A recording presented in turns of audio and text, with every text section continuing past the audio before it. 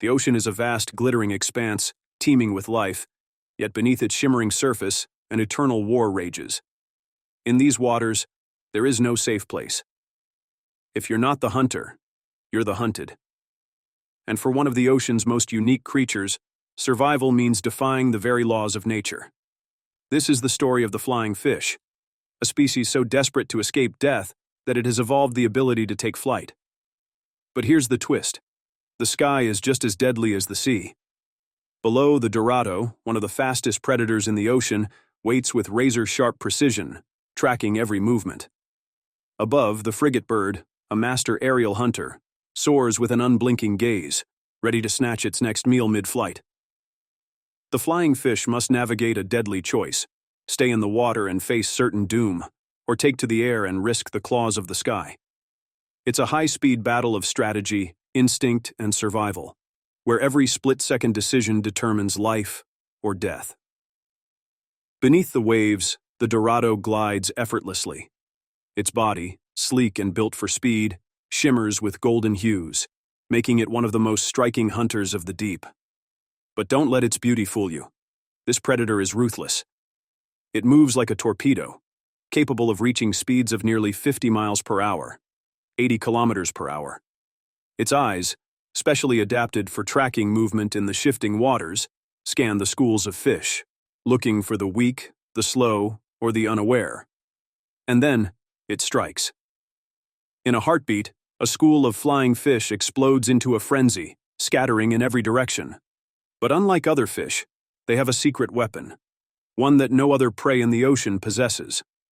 With a powerful flick of their tails, they propel themselves out of the water, breaking free from their liquid prison, their wing-like fins spreading wide, catching the wind. For a moment, they are weightless, gliding across the surface of the ocean like shimmering bullets. Most people assume flying fish simply jump, but that's not true. They don't just leap, they actually fly. Their elongated fins act as natural wings, allowing them to catch the air and stay aloft for astonishing distances, sometimes up to 650 feet, 200 meters. With the right wind conditions, they can remain airborne for nearly 45 seconds, longer than the average time a human can hold their breath. But their escape is far from guaranteed. Every moment they spend in the air, they're burning energy, losing speed. And in the skies, something is waiting. High above the waves, the frigatebird circles. Unlike seagulls, pelicans, or other seabirds that dive into the ocean for food, the frigatebird never touches the water. Instead, it relies on aerial ambush, striking its prey mid-flight. With a massive wingspan of 7 feet, 2 meters, it can glide effortlessly, using thermal air currents to soar for hours without a single flap. It watches the flying fish closely, waiting for just the right moment. The second a fish catches too much lift, the frigatebird dives. It moves with surgical precision, talons extending, beak snapping. And just like that, the flying fish is gone.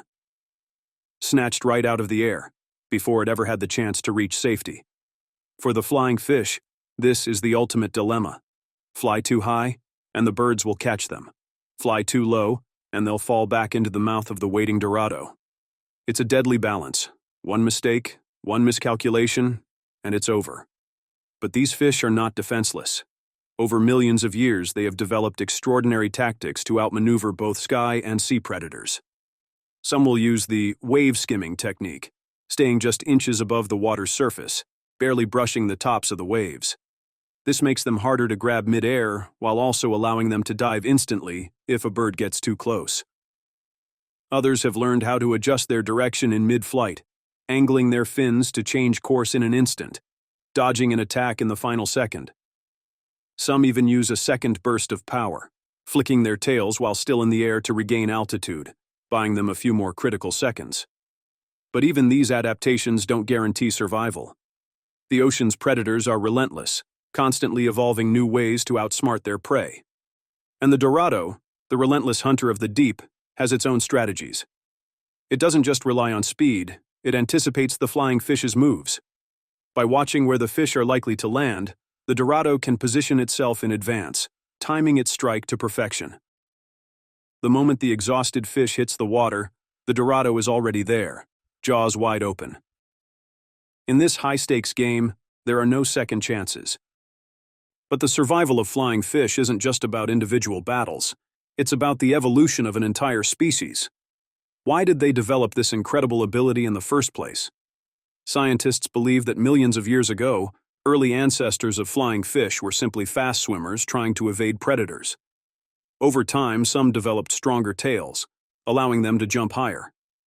Those that jumped farther had a better chance of surviving, passing their genes down to the next generation. Eventually, their fins evolved into functional wings, giving them an edge that no other fish possessed. But this unique adaptation came at a cost. Flying fish are no longer perfectly suited for a life underwater. Their elongated fins make them less maneuverable in tight spaces, and they expend tremendous amounts of energy every time they take flight. Still, the strategy works, because despite their dangerous lifestyle, flying fish thrive. They are found in tropical and subtropical oceans all over the world, numbering in the millions. Their survival is a testament to the delicate balance of nature, where predator and prey are locked in an endless cycle, each pushing the other to become faster, smarter, and more efficient. And so, the battle continues. Every day, thousands of flying fish take to the air, hoping to outrun death. Some will make it, slipping past their hunters, landing safely beyond the reach of beak and teeth. Others will not be so lucky. The dorado will strike. The frigatebird will feast. And the ocean, as always, will carry on. A world where only the strongest,